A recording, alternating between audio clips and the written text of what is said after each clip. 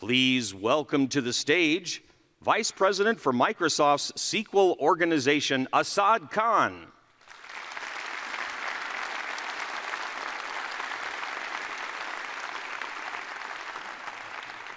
In 2017 is the year I joined SQL to lead the product. Before that, I had an earlier stint working in the SQL team, early in the 2000s when I had just graduated. At that time, I had the option to work on the next version of SQL or join an incubation team with the name WinFS. The smart person I am, obviously I joined the incubation. But that's not the story we are going to talk about today. I leave that story when the title of my talk is something like Life Lesson, How to Avoid Blunders Early in Your Career. So in 2017, when I got the option, I have to admit I was concerned. I was concerned about my own success and the success of the SQL in the long run. So I called a friend. He's a senior executive in Microsoft. He doesn't work in data platform, but has obviously a lot of experience running big products. To get his advice, and he said, OK, let me call you back. After a few hours, he called me back and said, I'm pretty confident you should go and join for your success and the success of the SQL. 6 years on, it's 2023. SQL is still the most deployed database in the world. 98 of the 100 Fortune companies run their mission-critical application on SQL. We have modernized and migrated millions of core from on-prem to the cloud, but still hybrid and on-prem stays strong. This is the only non-open source database which is available across all clouds. This is by far the largest PaaS service we run in Azure. And every third customer of Azure has an active database they run in Azure SQL. If you're curious, I did call my friend back and asked what gave him the confidence. And he said, there are many factors that define the success of the product. But the one which is listed on the top is how strong is the community around a product. Big corporations can do a lot of things to drive medium-term success. But when a community is formed, then you know people love that product. They love it so much that they tie their own success with the success of that product. Even to this day, I'm amazed and blown away by all the activities that is done by the SQL community. Just look at the SQL Saturdays. It is done all around the world. And if you look at where is the next SQL Saturday, it is in Costa Rica, then Haiti, Boston, Pennsylvania, New York, on and on. Look at this conference. It's called SQL Bits. It is not driven by an organization. It is not governed by board of directors. It is not named on a single person's name. It is called SQL Bits. And so far, we have not changed it to intelligent bits, or big bits, or bits in a lake, or chat bit. By the way, chat bit reminded me that ChatGPT 4.0 just came out. So yesterday night, I asked ChatGPT what it thinks about the SQL community. And this is the exact response I got. Pretty amazing, isn't it? So in the SQL team and in the leadership, we also feel strong responsibility to work closely with you, listen to your feedback, and we try to do the best we can, but we are always open for feedback. And let me call Sanjay Mishra to stage. He runs the product management on my team, and talk about some of the work that we have done in collaboration with you. Thank you. Thank you, Asad.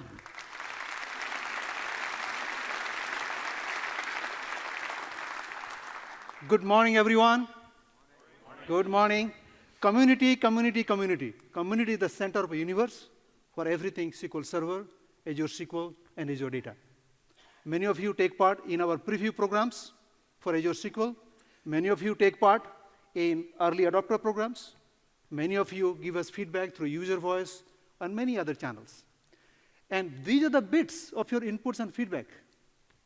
that help us build the bytes of SQL Server.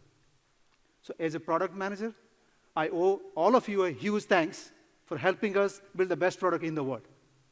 Now that we have taken inputs from all of you, bits from all of you to build the bytes, it's a great occasion for us to announce some of the bytes that we have built for you.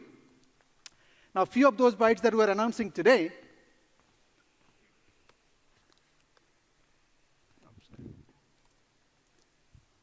and this is a great occasion to announce some of them.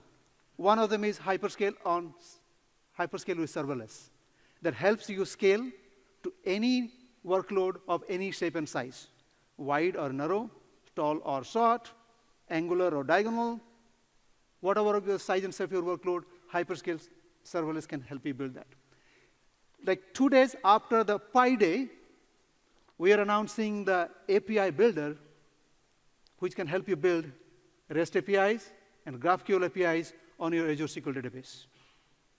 Now, the capabilities like optimized locking, approximate percentile function, these are part of the core SQL Server engine. What it means is that everything that goes into the core SQL Server engine goes into all flavors of SQL, whether it is running on Azure or whether it is running on-premises or anywhere else. And we also provide you capabilities that help you scale to your customers' needs, make your workloads secure, make you do more with less. A lot of capabilities that you'll see here today are helping you save money so that you can do more for less for your customers. Capabilities like Arch SQL Server, capabilities like enhancements in managing sense help you manage your entire SQL Server estate in a much more optimized, much more functional way.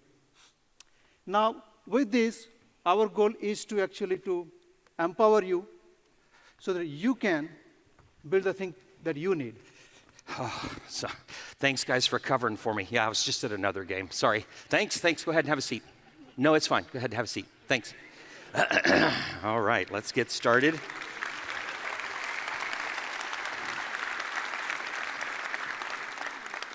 Wadapau. Welcome. I am Dungeon Master Hackathon, and I prepared our storyline for today. Ready, players? Ready? Let's get started.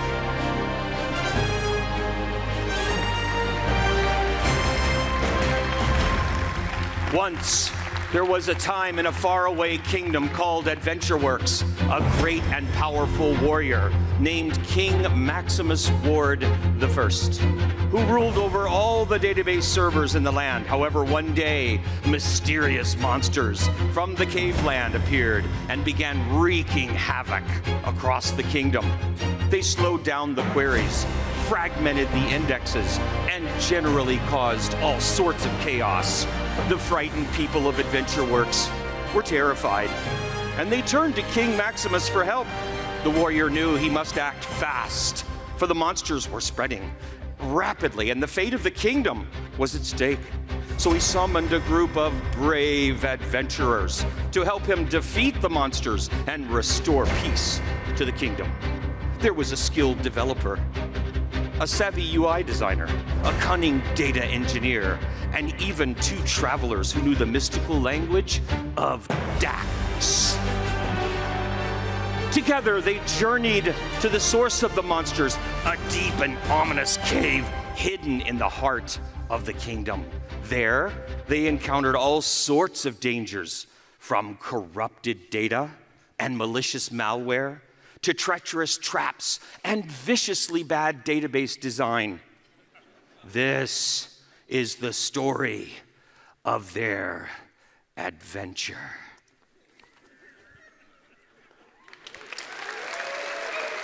Other way. Our band of adventurers gathered in the nearby pub, only to hear the terrifying screams of Lich, the monster of the undead, with her powerful zombie army.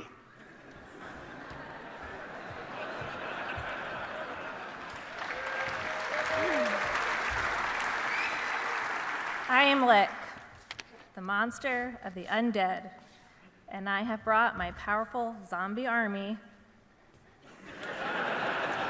and I will bring your server to a crawl with bad performance and easily push it over, never to rise again.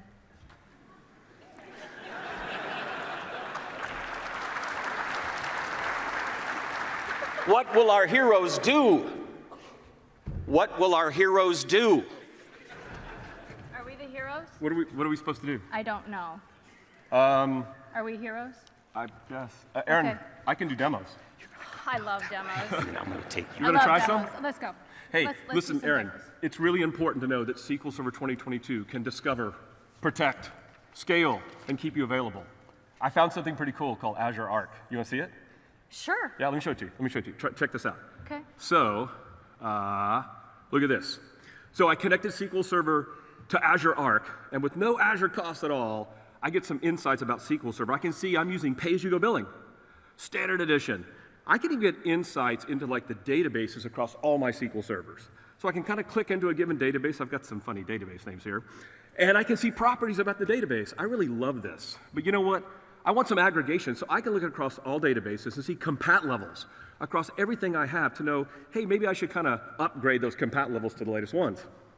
But I have more.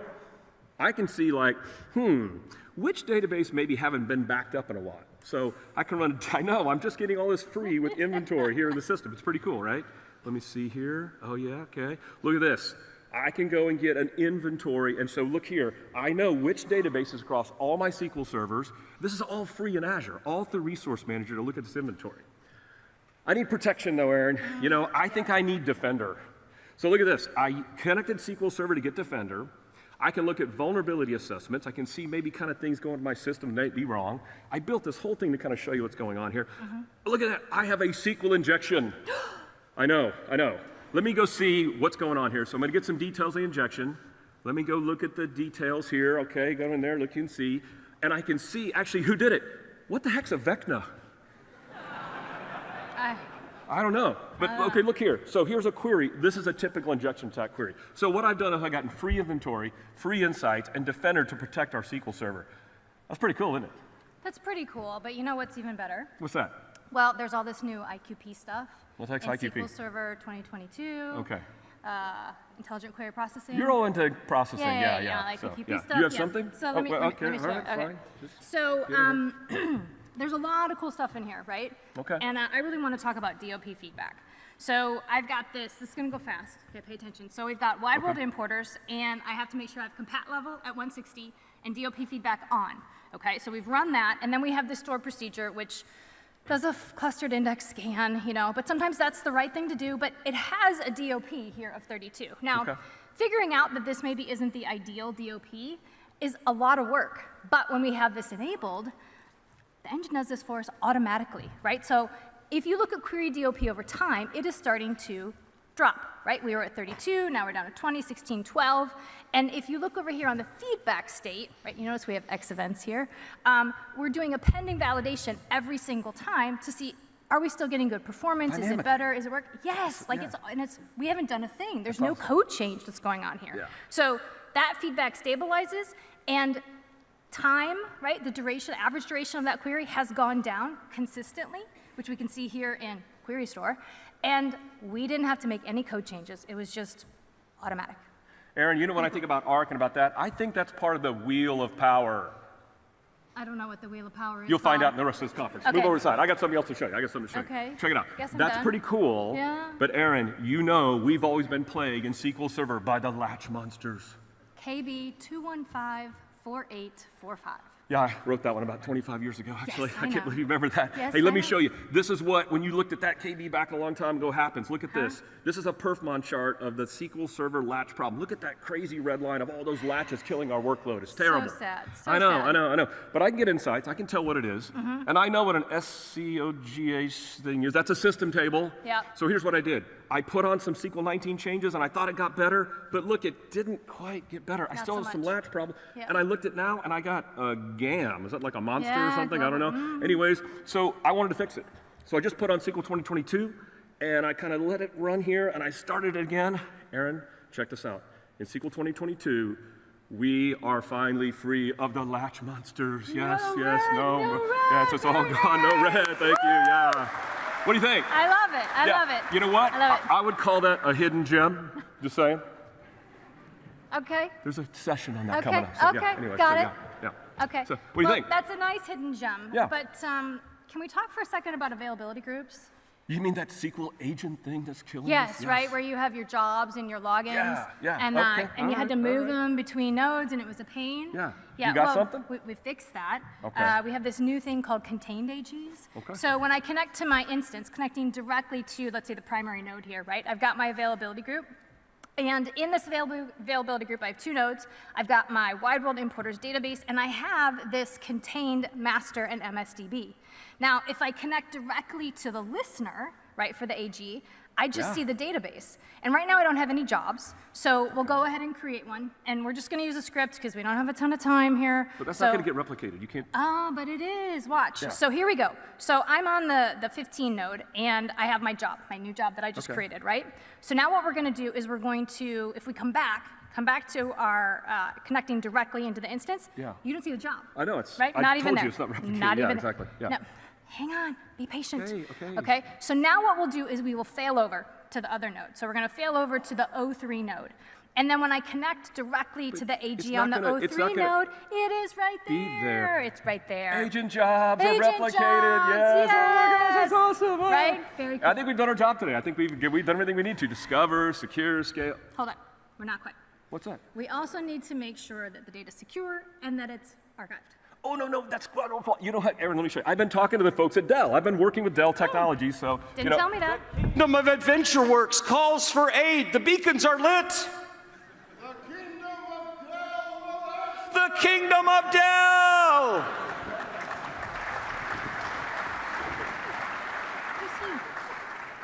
Moving on. Where were we? Okay, they actually sent me a message to tell me what's going on. Here we go. Okay. Yeah. Okay. Howdy, everybody. Can we help? Absolutely. Here at Dell Technologies, there's all types of different infrastructures available for you to modernize your SQL 2022 environment, including connecting into data sources you might not have been able to touch in the past. Here's some examples. Man, I want to tap into that, man. All So right. they sent me a notebook. Look at this. They sent me this notebook. I think you'd like the notebook. Yeah, Azure Data Studio. Yeah, Azure Data Studio. So in this notebook, if you look right here, what they sent me us is an external data source, those S3 storage on those Dell Labs, right? So I'm thinking to myself, what do I do with that? What they told me you could do was take SQL Server tables in Parquet. I can actually take SQL tables, archive an actual cold type of data, archive that to that S3 storage in Parquet format as an external table, like a quick, simple archiving process, right? So here, you create the external table, you just point it to S3, you say it's Parquet, based on a select on our existing data. Well, that's pretty cool, but I'm like, guys, that's interesting, but how do we get access to that Parquet stuff? I'm like, well, Bob, it's an internal table. So all of a sudden now I can just query this, in fact, join it with the existing tables themselves. So I've successfully taken cold data, archived that out into S3 as Parquet, and just query it like a SQL table. It's pretty amazing stuff, wouldn't you agree? That's magical. Yeah, I agree. Yeah. So you know what the Dell folks said, by the way, when you show this stuff, like you need to play one final message that kind of recaps the whole thing. I think I should play summary? that. Yeah, a little summary. Let's do that. So let me get this straight. You're going to take a bag of holding, place it on the big bad guy's head, then break the bag of holding, sending everything inside, specifically just his head, into the astral plane. I don't see anything about that. You could certainly try. What do you guys think? That wasn't what I was expecting, actually. So, yeah. Hey. Very nice, very nice. Well, with the first party victorious, another monster appears, the ancient red dragon, an overwhelming, disastrous force. It's best just to stay out of her way. Why do I have to do this? Just read the script. Just because I work for you does not mean read that the you script. Read the script. I am the ancient red dragon. Y'all best stay out of my way. I will totally bury you in fury, and I'll even steal y'all's gold. It's like my favorite thing to do ever.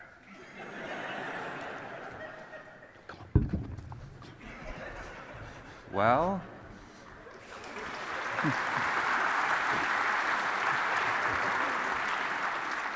I'm not sure what I'm supposed to do here. Fight the red beast, man. Red Beast? I heard that. Well, Save the gold. Save the gold. I'm keeping this. Well, I suppose that I could tell you how to save SQL Server in the cloud by building a DR between SQL Server 2022 and Azure SQL Managed Instance using the MI-Link feature. So let's get right to it. In this demo, I've already have MI-Link established between SQL Server 22 and Managed Instance. It enables near real-time replication of data between the two using always-on tech, specifically distributed availability groups. In this example, I have SQL MI demo database linked and synchronized between SQL Server 2022 and Managed Instance. Now, on the SQL Server side, in this pane, I'm going to query the updatability of the database. I'm going to see its read-write, so my SQL Server is primary. OK, awesome. And I would expect that my managed instance is secondary, so the database replicated on it is read-only. OK, so that checks out. So let me create a table on SQL Server, and let me create a record in it. All right, there it is. Now, on the managed instance side, I would expect that that record is replicated near real time, which it is. OK, awesome. Going back to the SQL Server, I want to insert a couple of more records. 1, 2, 3, 4, 5. OK. And on the MI side, I check it out, and all 5 records are there. Awesome. Next, what I want to do is I want to initiate a failover. So I'm going to start our failover wizard. I'm going to select the failover option. I see here that the wizard has correctly detected that SQL Server is primary and that managed instance secondary, as expected. Click Next. I need to sign into Azure, or it remembered that I was already signed into Azure. And then I have a choice between planned and forced failover. In this instance, I will choose planned failover. There are a number of steps that the wizard orchestrates to make sure that there is no data loss. So we switch from async to sync communication. We make sure that LSNs are compared and that we're in a ready state for the failover.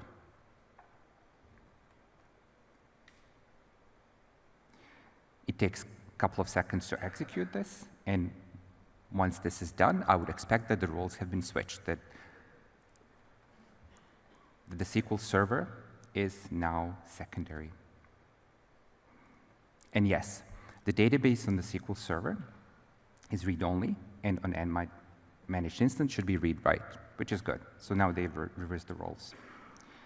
I'm trying to insert some data on the secondary on SQL Server, which I was able to do before, but now I cannot because it's read-only, so that's expected. Awesome. And on the MI side, I'm going to try to insert some records, see if that works. Voila, it works. So my MI is now primary. Awesome. So I've inserted a couple of records there.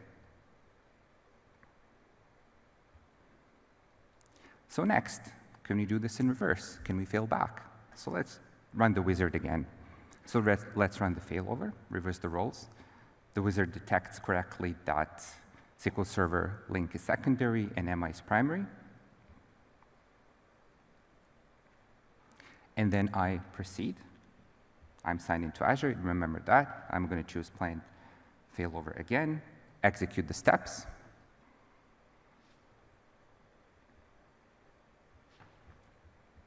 The wizard has completed. Now let's check it out. On the SQL Server side, the database is read-write, meaning it's primary again. Awesome. On the MI side, it's read-only, so the roles have been reversed. I'm going to try to insert some records on the secondary. I cannot, which is expected because it's now read-only.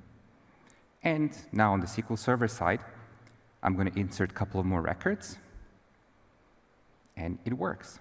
So with this, I have shown a full DR drill with SQL Server being the primary, inserting some records, then doing the failover, inserting some records on the MI side, doing a failover again, and inserting some records on the SQL Server as a primary again. This feature is available today in a preview. And of course, all the data has been replicated in a managed instance. This feature is available in preview today. If you go to MI-Link page in Azure Docs, check it out. Next, I really want to save you some money. And managed instance is a fully managed SQL service in the cloud, meaning that we provide management of the hardware, of the software, automated backups, patching, 4 nines of high availability. So that means that essentially you save your valuable time and operational costs, just to start with. Then there's a whole range of pricing benefits that I would like to point out.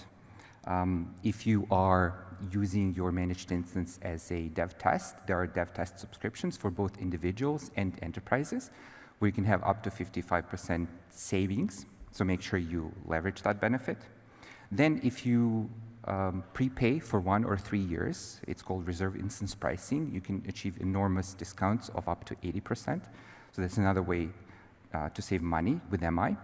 If you're having your existing SQL Server licenses with SA, then you can transfer those licenses to Azure, and you can use the benefit which we call Azure Hybrid Benefit.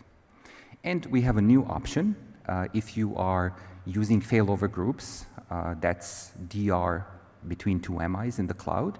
For the secondary MI, if you're using it as a standby replica, you can now get license-free benefit.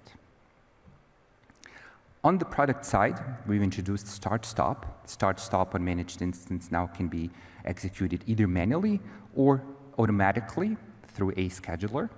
Then, of course, you can build DR in the cloud with managed instance. You can connect to data lake. You can offload your cold data to data lake, and you can query it from managed instance. So that's another way to optimize and save data. Make sure that you right-size the resources.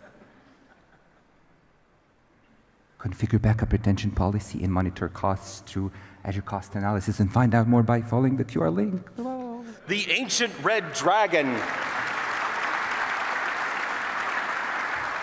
The ancient red dragon thus defeated. I heard that. Okay, the dice rolls and yet another monster appears, the hideous Demogorgon. I am the Demogorgon, eh? Fear me as I destroy the productivity of your developers, Yadir Hey. A Demogorgon attack developers? Really? So, where are my archers?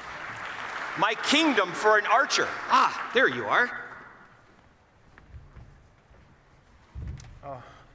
I don't know what's going on here, but we are supposed to do something, I guess? I think I have an idea, Davide. Oh, good. So I knew Buck would put us up for this. So I built this web application. It's a to-do web application. I used Vue to build this. I want you to build the backend for it. Yeah, sure. Today, right now. Yeah. Okay. Oh, I want anonymous access, okay. and I also want authenticated access to it. Okay. Now, okay. This is what my fetch looks like. Okay, that's easy. This is the JSON payload Okay. that the front end will send to the back end. Yeah? And when I get the data, I want to paginate, sort, filter, and select. Okay. Can you do this? Now. Yes, now. No kidding. Okay, let me Yeah. try. Okay. Let's see what I can do. Well, I kind of, had the sense that you were, proposing something like that. So I went on and used the new Go SQL command to install SQL Server on this machine. I just can do SQL command create, and it will download and install automatically in a container SQL Server. So in just a few seconds, I'm up and running. Then I can just use SQL command start to get SQL Server started, and SQL command open ADS to open my favorite editor studio. And here I have my table prepared already. Wait. So you just used a new Go-based SQL command. That's right. Within a minute, you got the database done. Yeah, absolutely. So Awesome. download everything, set everything up, everything is good, and I can create my table, as you can see. And I created my table, and I used the SQL project that make just everything easy to deploy. And in fact, to deploy, I only need to build a project, and it will generate a DAC pack, and then I can just publish using the SQL package. And again, I'm using my local machine right now, but it's just done. So it can be part of my CI/CD pipeline, and I have my database up and running. Here's some data, so now I can start to work and try to do what you asked me to do, right? Okay. Yeah. And now, yeah. What about the REST and GraphQL stuff that you keep talking about? Exactly. This thing here, Okay. Data API Builder. So we just announced it yesterday. Yay. And yay. And well, let me show you how it works. So basically, what I need to do, well, first of all, is get the connection string. I'm still using the SQL command, the new SQL command. I can just do config connection string and get a connection string. And I'm just storing the connection string in an environment variable, just to, for making sure everything is secure. And then I'm using a static web app because Data API Builder has been integrated with static web app so that I can just, since we want to build a full website, right, a full stack website. So I can just use static web app, initialize a configuration file. That's the only thing I need to do. SWA-db init. And then what I have done right now is basically initialize Data API Builder within static web apps. And now I can just add my table to Data API Builder. I'm adding the to-do table I created before, and I'm saying that anyone that has not logged in can see anything as long as that item is marked to be public. Okay. And that's exactly the first thing that you asked me to do. Yeah. Then, of course, I also need to support the authentication, right? So I'm saying that the table, when it's published, if someone authenticates, they can only be able to see the item they own, right? So I can also have the kind of a private section in the to-do list. And let me show the configuration file that has been created for me. It basically contains all the information about what tables we want to expose and what kind of security we want to apply to the REST and GraphQL API that will be made available for us. And actually, that's the only thing I need to do. Now I do dab start, and as you can see, exactly, now everything is already up and running. And I can just use it. That's cool, right? Yeah, I think you're trying to cheat. You just did everything on your local computer. That's right, that's right. What about this thing in Azure? Let me show you. But before, just since you told me that I'm cheating, let me show that it's actually working on my machine. Okay. So, localhost, of course, and I have prepared, you see I'm using Insomnia REST client, and I'm querying my API. Here you go, that's the table. It's my table published here, and as you can see, I can only see the public item. I can, of course, create items because we support full CRUD operation, and we can even use the GraphQL if you really want to be fancy. Yes. So, super cool, right? And as you can see, yeah, it's just working, and I can use whatever I want. So REST or GraphQL, either way is fine. Now, I'm good. Hopefully, I convinced you. And what I need to do right now is publish everything and build the website, because so far I have just built the API, right? Yeah. But thanks to the integration with static web apps, you see that it automatically detected that you used Vue, perfect. Yeah. And now I'm deploying, again, on my machine for now, the front end and the back end and the database. So I can just do now SWA start, and it will start the front end, Data API Builder, the database, and now instead of using a REST query, I can just go and have the website done. And it's working. That's so cool. So yeah, it's pretty cool, right? Let me try to use it. Okay, so this is amazing, right? It is. Yeah, it is. I mean, everything is working. And yeah, let me show you. Also, the login works. So let me log in. Since I'm using static web app integration, I have a local emulator, so I can emulate to use a GitHub to authenticate. And as you can see now, I can only see my stuff. Now, let me log out, but it's done. It's like in 3 minutes, done. It's perfectly working on my machine. Yep. Yeah. Oh, actually, let me show you here. The database, the data is really in the database. I trust it. Yeah. What about Azure? You kind of working around Okay. it. Yeah. On my machine works. You ask if also works on Azure. It does. Because all I had to do is use a local Git repository, and now I can just publish using Git push, right? So this is my repository. I pushed both, the front end that you nicely provided me, the database model, the configuration file I created before with Data API Builder, and everything now is taken care for me because GitHub Actions took care of deploying the database. Yes, exactly. Deploying the static website. And in fact, if I go to the static website, you can see a new item here, right? Oh, that's so cool. That's a new thing, right? Yeah, the database connection. Yeah. So within static web app, now you have this ability to also have REST API exposed from Azure SQL, and I just have to select which production database I want to use in this case, since I'm deploying in production. And now the website is up and running. You know that static web apps provide you with a URL, so I just click on the URL, and here you go. The website, as you can see, is up and running, and it's, I don't know, how much? 3 minutes, 5 minutes? That's pretty good, huh? Are these real items? What? Well, oh, yeah, it's, I forgot. So it's open source. It's available today, so you can download from the link there and just start to use it on premises in Azure. It's open source, so just go and use it. And my recommendation is use it with static web apps because make your life super easy. And what else? I think we're good. Oh, you know what? Yeah. I have a question for you right now. What? I want to make this scale because I'm pretty sure this will be a big success. Yes. Can Azure SQL be web scale? Yes. It can? Yeah, show me. I can Show show me. you. So we have this thing that we just announced, recently announced. It's called serverless hyperscale. Okay. So let me show you how it works. Yeah. In Portal, you can actually choose serverless hyperscale. It basically scales automatically based on your compute. It's auto-scaled, build per second, based on vCores used. You can specify the max vCores as well as min vCores.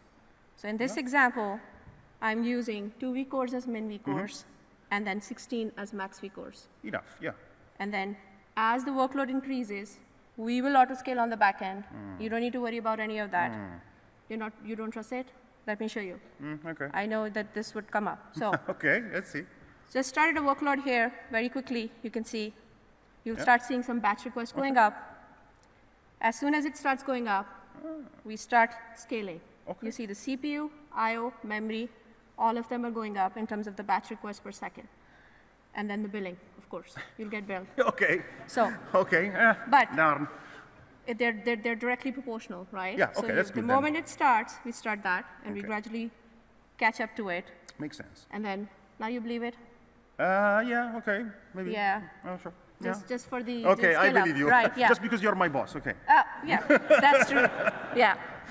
But that's for right now for the scale, right? Yeah, okay. So let me show you a 5-hour window. So Yeah. when you scale down as well. Oh, Because yeah. customers have to believe that when they scale down, They pay less. they pay less. Yeah. I won't pay less. Yeah. So when we actually, let's go to the 5-hour window and see what happens. Okay. As you're going up, you see, I'm just Yeah, trying to yeah, show yeah, you, yeah. right? Keep Yeah. talking about it. Yeah. Yeah, 5 hours So- is a long time. Oh, no. Okay. Yeah, So, you see. So as your CPU and storage yes. goes up, the memory goes up, I/O goes up, your billing goes up, and then gradually it goes down. That's nice. Yeah, so that's cool. we based on that, it's auto scale, it's available on primary and your named replicas.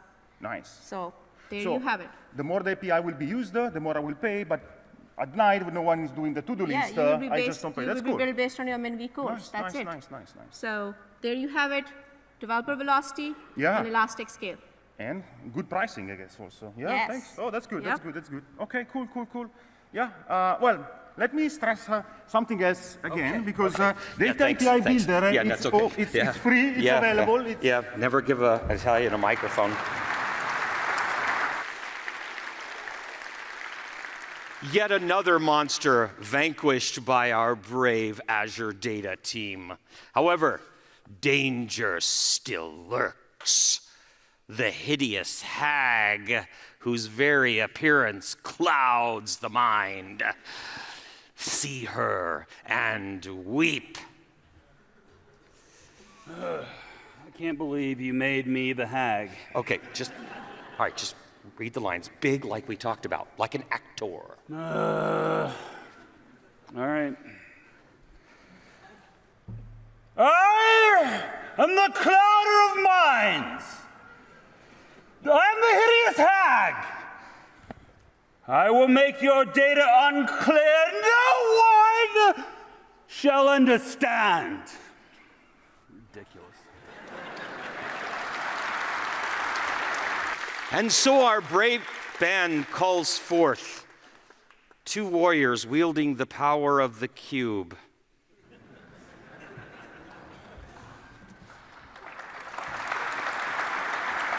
Yo, Patrick. Yo.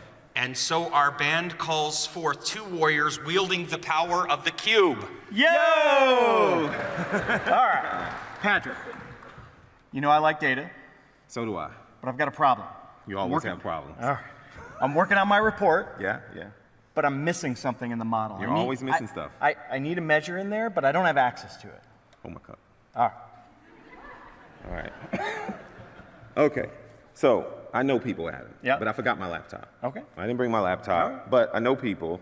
And so we're going to show you something today that's not quite out yet, but you can get access to it if you come over to the booth. And so what I'm going to do right here, Adam, is I'm going to go full edit mode in the web browser. Ooh. So I've already created this model on my desktop, but I don't have it. I like so that. I'm in a web browser right now, and I want to tidy this up a little bit. Yeah. So I'm going to make my diagram look pretty like me. And then what I'm going to do is, you need a measure. I do. I need a measure. You need a measure. So what I'm going to do is, right here in the web browser, guess what I'm about to do? I'm going in edit mode. Right in the browser? Right in the browser, and I'm going to write a little DAX. Because that's what I do. Boom. There's the DAX, right? So I just wrote the DAX. I want to verify that it's there. Boom. It's there right it goes. there. Yeah, You that's did what I it. do. That's what I do, Adam. Good job. All right. Give my drink back. All right. Yeah. I need one more thing. Of course. You need a lot of things. You're needy. You're needy. A little bit. You're diva. You're diva. I need help with my relationships. I can't help you with that. I don't got you. I don't got you, man. No, with my dates. I can't help you with that either. No, in my data model. Okay, I got you. Like, I need a relationship. I'll hold my drink again. All right. All right, here we go. Here we go. Okay, so I'm going to create this relationship right in the web browser. So I got to find the date. Yeah, we Check got the it out. date. I'm finding the date. Yep. I'm going to drag it over. It's and that drop easy. it on another one. And now I'm going to make it go both. Don't do that. Okay. All right. Okay. All right. Put my drink back. And then we. Click. I'm going to confirm it. Right? Give it a little bit. That's it. That's it. I'm done. You're done. I'm done. It was easy. That's all what I on the do. web. That's what I do. All right. Cool. Yeah. So I want to show you what I've been doing. Just if you got time. A little bit. All right. So let's go back to Power BI Desktop, and look at this. It looks a little different. It looks kind of like. And let's go verify that your data's there. Did you do it? I did it. Of course I did. It is there. It is there. Right. Okay. It's And differently different. This looks more like kind of like PowerPoint-ish. It's kind of nice, right? All of my visuals are right there. They're no longer on the side. That's But right. Let's go update the visuals because I want to put what you did in the. We want to use your hard work. Of course. And look at this. It's new. Like I can just do this on the side, right? Yeah. All right. How do I get it in there? Maybe I can just drag it in. Of course you can. Let's try that. Drag and drop. That worked. 5 minutes to wow. I could probably also have hit that add data, but it's all right. That's nice. It's right there. Okay, so we got this visual sorted. Yep. All right. So let's get the map Yep. set up, right? It's my favorite visual. Yeah. And we're going to go and just add, or we're going to just change it in line, right? Let's switch it over to the measure that you created. Yep. Bam, right Yep. there. Beautiful. Just on the visual, right? Beautiful. Beautiful. It's nice. I don't have to go all over the place. I'm right there where I need to Right be. there where you need to It's be. nice. You're not there all the time, but you're here right All now. right. But we're not done. Of course we're not. I need to. Of course we're not. I We have need more to- time. We got more time. Let's keep I need going. to add another visual here. So You're let's. not good at this. I'm just telling you. You're not good at this. I'm a master Okay, at this. let's All see. right. So we're going to go back up to that nice PowerPoint thing, Yeah. and we're going to go and add our visual. Look at this. Just clicked, and I'm going to move it over. I got to tinker a little bit, get it yeah. set up, right? I like we those need red it. lines. I'm kind of a perfectionist. Yeah, yeah. It's there, right? Red lines. Let's go and get the measures or the categories and then the measures. We're going to pull in my hierarchy, Yeah. get rid of quarter, and then I'm going to pull in my total sales. Boom. Right? It's easy, Yeah. easy peasy. Piece of cake. Right there. Let's grab it. We got our nice little line chart. It's Beautiful. amazing. Yeah. Right? So, but, I want to drill down a little bit. Oh, that doesn't look right. That's ugly. Let's go to You got the an ugly format baby, my pane friend. and change. Wait, where's the format pane? It's gone. There's this other button that I saw there. Let's try that. Ah, it's beautiful. Look, some quick things right there. And then if we go hit more options, what does do? Yeah, there's my format pane. Good. All right, so we're going to go. This is what I'm used to. Let's get rid of the concatenate. Looks great, but we need a tooltip. Always. Tooltips help, report page tooltips. Let's go get that configured and let's validate it. Yeah. The high points, that looks right. Nice. Now let's check the low points. Seems legit to me. Yeah, it's nice. All right. But now, Hey, that's beautiful. forecasting, it's a hard thing to do, You're right? about to So let me predict go something. up. I'm going to predict the Okay, future. you chat GPT or whatever it is. Let's see. So let's go in. It's right there. It's right there. I can just click a checkbox. Bam. Forecasting. It's beautiful. Beautiful. Right? Beautiful. And it slayed the monster. Just gone. Just like that. Right? All That's right. how we do it. But wait, there's one more thing I want to show you. Of course there is. One more thing. Of course there is. Because we slayed the monster, but we need to make sure it doesn't return. Okay. So we're going to leverage the power of Purview. Purview. Yes. That's not Power BI though. We're using the Legos of Microsoft. We're Legos, bringing okay. everything together. So, Okay. leveraging the power of information protection labels right inside of Power BI. These can be used across Microsoft 365 and Azure. I'm just going to change it to confidential right here on the data set. Right? We're going to apply that, and anything downstream at this point is going to inherit that label. Right? So if we go back, we can see on the report, bam, confidential as well. If we go into the report, we're going to see it in addition to that. Now, what's beautiful here, we can verify in the report, it's there. And then if I export to Excel, the Excel's going to have it too. if I did this in Azure Synapse Analytics, it's going to carry right through to everything as well. So I'm protected everywhere. It's amazing. You It's are amazing. protected everywhere. It's insane amazing. Insane amazing. Yeah. All right. Cheers. Okay. Oh, thanks.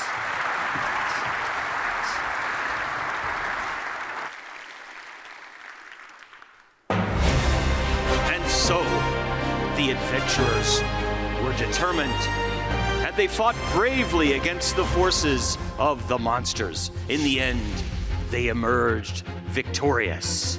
Having defeated the evil and saved AdventureWorks, the people rejoiced, and Texas Maximus hailed the heroes as saviors. And so the kingdom was restored to its former glory, and the people lived happily ever after, thanks to the bravery and the cunning of our Azure Data. Buck, Oh, you know you pushed your vice president away from the stage? That doesn't work. I've got another game. I'll be right back. Okay, thank you.